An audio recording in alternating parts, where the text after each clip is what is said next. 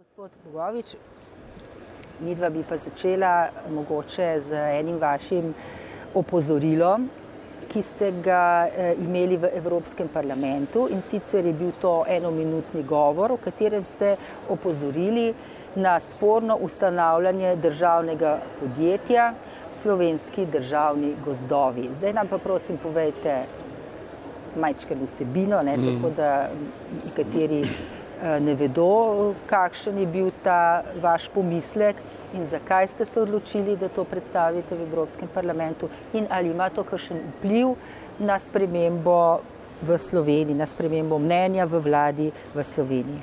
Prosim. Najprej k vsebini. Kot vemo, je ta teden v torek Državni zbor Republike Slovenije sprejel zakon, s katerim ustanavlja podjetje Slovenski državni gozdovi. Gre za novo ureditev upravljanja z državnimi gozdovi. S to problematiko sem se ukvarjal zelo intenzivno v letu 2012 kot kmetijsko-okoljski minister. Takrat smo ustanovili tudi delovno skupino in pripravili predlog, kako vidimo ureditev slovenskega gozdarstva po letu 2016, se pravi julija 2016, ko potečejo državne koncesije. Na ta problem sem opozoril že velikokrat prej, pred tem ponedeljkom. Država je ustanovila sedaj podjetje, v katerem bo nabavljala stroje, od opreme za sečnjo, traktorje, kamione, gradila tudi logistične centre. In po mojem prepričanju, kar sem, kot sem dejal, že nekajkrat opozoril prej doma, mislim, da delamo veliko napako in da država zopet stopa na neko polje upravljanja državnih podjetij. Vidimo celo vrsto slabih izkušenj tako v starem sistemu, kakor tudi sedaj v samostojni Sloveniji, kjer se država ni izkazala najbolj kot nek dober lastnik in upravljalec podjetja.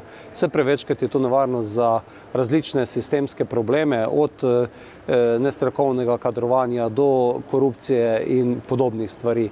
Zato je moj predlog, ki sem ga tudi javno sedaj objavil in že velikokrat prej govoril z odgovornimi, šel v tej smeri, da bi bilo dosti bolje, če se bi to državno podjetje ali pa drugačna oblika ukvarjala zgolj s tem, da bi določila bistveno manjša območja državnih gozdov, kot so sedaj, potem pa z jasnimi, transparentnimi razpisi izvedla tako imenovan razpis za to, da se les proda na panju, in ta razpis izpelje trifazno, se pravi, da najprej dobijo prednost lesno-predelovalni obrati, ki danes delujejo v Sloveniji, in bi ti najprej imeli pravico do tega poseka, kjer bi se določil za neko območje 5-7-letni etat.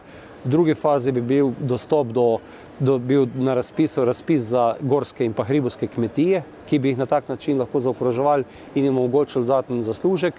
V tretjem valu pa odprt razpis, kjer bi se lahko javili tako sedanji koncesionarji kot ostali, ki se ukvarjajo s tem. To je konceptualno zelo različen koncept kot to, kar je bilo sedaj v Državnem zboru sprejeto. Kako so si pa oni zamislili? Njihova zamisel gre v to smer, da bodo sedaj da bo država za 20 milijonov evrov, ki jih bo sedaj vložila v to podjetje, omogočila nabavo te opreme in da bodo potem, recimo malce v narekovaju, državni uslužbenci sekali gozdove, tudi prodajali ta les. In sam mislim, da, in to je tisto upozorilo, zaradi česa sem v Evropskem parlamentu o tem spregovoril, da stopamo na določeno nevarno polje spolzkih tal, kjer lahko komisija opozori in tudi kaznuje državo, če posega na polje konkurence. Na tem polju, se pravi na področju gozdarstva, je cela vrsta podjetij, posameznikov, obrtnikov, večjih podjetij, ki se s tem ukvarjajo, in sedaj prihaja na ta trg neko podjetje, ki dobi državni denar, državno poroštvo in konkurira na trgu. In tu je lahko tista nevarnost, zaradi česa sem tudi v okviru Evropskega parlamenta uporabil ta inštrument enominutnega nagovora, s katerim upozoriš na takšen problem. Mi imamo izkušnjo sedaj iz Gorenja, ko vračamo 10 milijonov evrov nedovoljenih državnih pomoči, tako da, Gorenja Elana, napaka Elana, in tako da to niso tako enostavne stvari, zato se mi zdi, da je tako opozorilo povsem na mestu. Upam pa, da ga bodo odgovorni slišali, sedaj je še čas, da mora o tem odločati državni svet, potem pa stopa zakon v veljavo. Glejte, najprej struktura gozdov. V Sloveniji je sedaj 60% površine Slovenije, se pravi 1.200.000 hektarjev gozdov. Od tega jih je približno 250.000 v državni lasti, ostalo so zasebni gozdovi. V Sloveniji imamo skozi vsa leta trend povečevanja površine z gozdovi. Mi smo v zadnjih 60 letih prišli iz 30% na 60%, se pravi, da so se podvojile te površine. Smo takoj za Finsko, Švedsko tretja najbolj gozdnata država v Sloveniji, v Evropi. Imamo kvaliteten gozd in po drugi strani je naravni prirast v gozdu tam nekje med 6 in 7 kubičnih metrov na hektar, posekamo ga pa nekje 3-4 kubične metre. Tako da v Sloveniji imamo pojav, da imamo več gozdov in tudi lesna masa je večja. V gozdu in pri gospodarjenju z gozdom je pa pomembno, da se opravlja ta sečnja pravi čas, se pravi, če gozd preveč ostara, se praktično začne delati v gozdu škoda. Tako da v Sloveniji nimamo tega problema, da bi nam gozdovi, se površina z gozdovi zmanjševala, kot je naprimer... Kaj pa kvaliteta tudi se ne zmanjšuje, pa lubadar, pa... To so stvari, ki so vezane in na katere je treba prav upravljati. Kar se upravljanja tiče, so zdaj dve funkciji. Eno je upravljanje in ključno naloga za upravljanje in nadzor in spremljanje stanja v gozdovi, tako v zasebnih kot državnih, ima Zavod za gozdove. V Zavodu za gozdove je približno 750 zaposlenih, in ti gozdarji so potem širom po Sloveniji in upravljajo to funkcijo. Oni so tudi tisti, ki odkažejo les, ki je primeren za posek, tako da mislim, da imamo to zelo dobro urejeno. O tem, kar smo pa prej govorila, pa gre za to, kdo in na kakšen način seka v državnih gozdovih. Tako da tudi za tiste, ki sekajo v državnih gozdovih, morajo gozdarji znotraj Zavoda za gozdove najprej strokovno narediti odkazilo, se pravi, da je les primeren za posek in ga potem posekamo. Tako da funkcija države je v tem, da zagotavlja javno službo, ta je v okviru Zavoda za gozdove, ta je dolžna skrbeti strokovno za kvaliteto gozdov, za ohranjanje gozdov. Oni so tudi tisti, ki odločijo, recimo, če se kje kdo odloči za krčenje gozdov. Ti ga ne moreš sekati sam, ampak ti ta strokovna javna služba to počne. Tako mislim, da imamo v Sloveniji ta del dobro urejen. Problem je pa organiziranje predvsem kmetov, ki so lastniki 1 milijona hektarjev in tu je približno 400.000 lastnikov.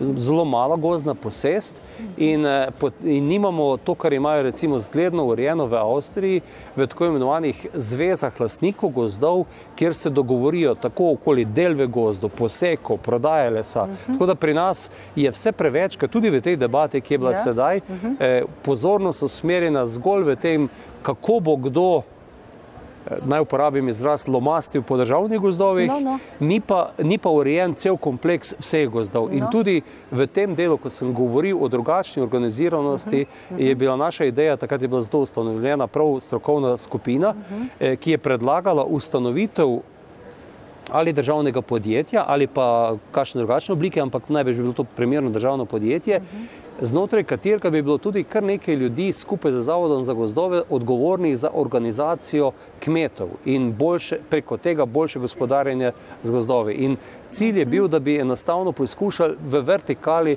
na nek način spraviti v red oziroma spodbuditi organiziranost vseh lastnikov gozdov, ne samo državne gozdove, ampak tudi kmete in da bi potem recimo s tistim inštrumentom, kot sem dejal, gorskih, hribovskih kmetij, ti ljudje lahko upravljali posek tako v državnih gozdovih, v svojih doma in pri sosedih, naprimer. Kontrolo nad torej nad pravilnostjo sečne pa upravlja, kot sem že javna služba, to pa je Zavod za gozdove. To pa nima, in ta služba je kvalitetna. Ta je v okviru Zavoda za gozdov, oni so bili, kot ste omenjali, žled, tudi tisti, ki so potem svetovali. Nastal je pa problem, kot je ravno zaradi te slabe organiziranosti, predvsem lastnikov malih posesti, kmetov, kjer je potrebno v teh zelo zahtevnih pogojih tudi prvič upraviti strokovno ta poseg in pa tudi varno. Vemo, da se je število nesreč v gozdovih po žledu, kjer je sečna bistveno zahtevnejša, nevarnejša, zelo povečalo in tu imamo problem, da je premalo strokovno usposobljenih ljudi med temi manjšimi lastniki gozdov in tu manjkajo te povezave. In vse skupaj je v tem kontekstu in v tem opozorilu, ki sem ga dejal in tudi v širšem, ki je bil tudi javno objavljen v Sloveniji, bolje vprašanje, kdo ga potem naprej objavi, tudi povedal ta koncept in kje so te razlike v tem konceptu. Ker tukaj piše slabe izkušnje s koncesionarji, so voda na mlin avtorjem tega populističnega predloga zakona. Ja, gledajte, mi smo imeli v Sloveniji od leta 1996 do danes, oziroma do konca junija letošnjega leta, konec junija potečejo 20-letne koncesije za izkoriščanje državnih gozdov. Te koncesije so bile takrat dodeljene bivšim gozdnim podjetjem, GGE-jem, kar je bilo na nek način normalno, ker so imeli prej upravljanje v teh gozdovih, imeli so infrastrukturo, tudi opremo, zaposlene ljudi in takrat se je potem gozdarska stroka oddelila v ta Zavod za gozdove. GGE-ji, koncesionarji so pa bili potem tisti, ki so upravljali to delo in sekali državnih gozdovih. Nekaj problemov je to. Prvi, ki je bil, je to, da se enostavno ti gozdarji, ki niso bili v vertikali povezani z lesno-predelovalno industrijo, so se ukvarjali predvsem s tem, kako bodo čim več zaslužili od posekanega hloda. In ni bilo vertikale, da bi bil ta les, da bi, ne vem, se povezali z lesno-predelovalno industrijo, da bi potem v tej vertikali in je v bistvu nastalo v Sloveniji obdobje, ko so bile koncesije, so bile na začetku zelo nizke. Sam sem postal predsednik odbora za kmetijstvo in tudi poslanec v Državnem zboru leta 2008 in leta 2009, kot sem predsedoval temu odboru, smo imeli prvič razpravo o poročilu Sklada kmetijskih zemljišč tudi na plenarnem zasedanju v Državnem zboru. Prej je zadeva vedno zaključila v odborih. In do takrat in predtem so bile koncesije za en kubik lesa, ki so ga ti posekali v državnem gozdovi in so plačali potem državi, tam od 4 do 6 evrov, od 3, 4, 5, 6 evrov. Danes je to prišlo, za lansko leto je bilo nekje okrog 17 evrov, 14, 13. Tako da se v bistvu ta razmerja so se popravila in so se več kot očitno pokazali, da so dejansko, da je bila država v tem delu slab lastnik. In to je en od teh, se pravi, najprej, da niso ta podjetja vlagala v lesno-predelovalno industrijo. Vemo, da so nekatera podjetja celo šla v tako imenovano vlaganje v nepremičnine in tam dobile bile deležne velikih izgub in nekateri so prišli zaradi tega tudi težave. Drug del pa je, da država enostavno ni dobila tistega deleža, ki ga bi od državnih gozdov lahko dobila. Tretja zgodba pa je ta, da enostavno se ni naredil te povezave med zasebnimi gozdovi, državnimi gozdovi, da bi na nek način potem ta les bistveno bolj organizirano prihajal na trg in se konec koncev tudi bolje tržil, kajti od tega lesa bi lahko več imeli kmetje, država, predvsem pa bi najbrž lahko tudi lesno-predelovalna industrija bila v bistveno boljšem stanju, če bi del te akumulacije ostal v lesno-predelovalni industriji, ne pa se skoncentriral pri tistih, ki so se ukvarjali s prodajo hlodovin. Ja, to je bil velik problem, kajti lesno-predelovalna industrija je nekako na robu. Lesno-predelovalna industrija ima še dodaten problem, da je bila v preteklosti formirana predvsem na trge Jugoslavije, vzhodne Evrope. Nižji cenovni razred in z izgubo teh trgov se za razliko od kovinsko-predelovalne industrije ta industrija ni nekako znašla in ni prilagodila in je v bistvu najbrž so težji pogoji tudi, vendar pa recimo kovinsko-predelovalna industrija je podobno izgubila tako velik del trga, pa se danes odlično transformirala in se usmerila na te zahodne trge. V lesno-predelovalni industriji pa imamo težave, tako da, če smo zelo pošteni, ko velikokrat govorimo o tem, da se bistveno preveč lesa izvozi, imamo na drugi strani tudi problem slabega stanja v lesno-predelovalni industriji, zaradi tega tudi nizke cene in pa tudi velikokrat probleme s plačili. Naslednje polje, ki je povezano tudi z stvarmi, s katerimi se ukvarjamo v Evropskem parlamentu, sprejeli smo tudi gozdarsko strategijo v Evropskem parlamentu, pa je področje tudi energetskega izkoriščanja, se pravi tisto ostanek, nekvalitetni del drevesa, ki ni primeren za lesno-predelovalno industrijo, je glavni vir tako imenovane ta lesna biomasa je glavni vir obnovljivih virov energije v Evropi. In tudi na tem področju imamo danes še zelo slabo situacijo. Ogromno tega lesa se izvozi predvsem v Italijo, kvalitetnejši les gre v smeri proti Avstriji, ta za kurjavo v Italijo. Tudi na tem področju smo... Ne, tudi ne moreš regulirati, lahko pa ti pospešiš to zopet, kar smo leta 2012 uspeli z enim razpisom, ki smo ga naredili, ko sem bil še na ministrstvo, kjer smo prav zadnja sredstva iz programa razvoja podeželja preusmerili v lesno-predelovalne centre, s katerimi se je poskušal in postavil se je cilj vzpostaviti po Sloveniji približno 20-25 lesno-predelovalnih centrov. Toliko jih rabiš za to, da ni prevelikih transportnih stroškov. Ja, uspelo je, odlično je uspel razpis v Nazarih, kjer je podjetje, ki se sicer ukvarja tudi z montažo, nabavo kotlov na lesno biomaso, tako da na polena, kot na pelete, kot na sekance, so zgradili lesni center, tudi v tem lesnem centru izdelavo peletov, kogeneracijo proizvodnjo elektrike iz tega, tako da sam mislim, da bi v Sloveniji morali namesto, da vlagamo državni denar v državna podjetja, rajši spodbuditi skupaj z programom razvoja podeželja in s temi sredstvi mrežo teh lesnih centrov podeželja. Pa je država responsivna, mislim, so vam dali kakšne signale, da bodo premislili o vašem predlogu, da se bodo prilagodili mogoče? Poglejte, bom zelo odkrit v tem delu. V Evropskem parlamentu delujem v odborih Agri regij. V preteklosti sem bil 13 let župan, minister za kmetijstvo in okolje, v državnem zboru sem dejal in si domišljam, da nekaj na tem področju vem. V tem področju, pri delu v parlamentu, v Evropskem parlamentu, želim narediti to, da dobre prakse, ki v Evropi funkcionirajo, poizkušam pokazati, predstaviti in pa prenašati v slovenski prostor. Tako smo v lanskem letu, ne vem, pogledali dobro prakso organiziranosti belgijskih sadjarjev oziroma zelenjadarjev, kjer Slovenija zgublja 3 milijone evrov na področju sadja in zelenjave, ker nismo prav organizirani. Organiziral sem konferenco v Sloveniji, sedaj se počasi... Kako nismo prav organizirani? Kje pa je problem? Gre za to, da mora država narediti strategijo za kako se naj bodo organizacije proizvajalcev ali zadruge ali podjetja.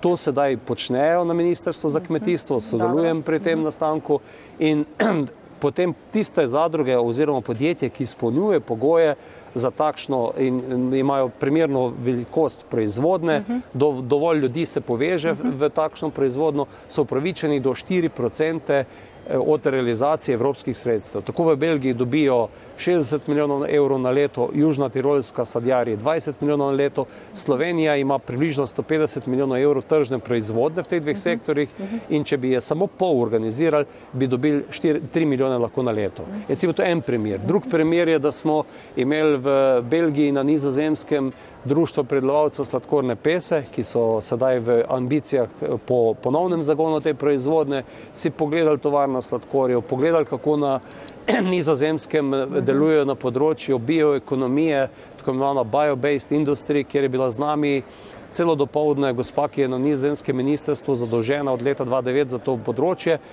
povabili smo predstavnike ministrstva, niso bili z nami. Prvič so bili k sreči, ko smo gledali te organizacije proizvajalcev.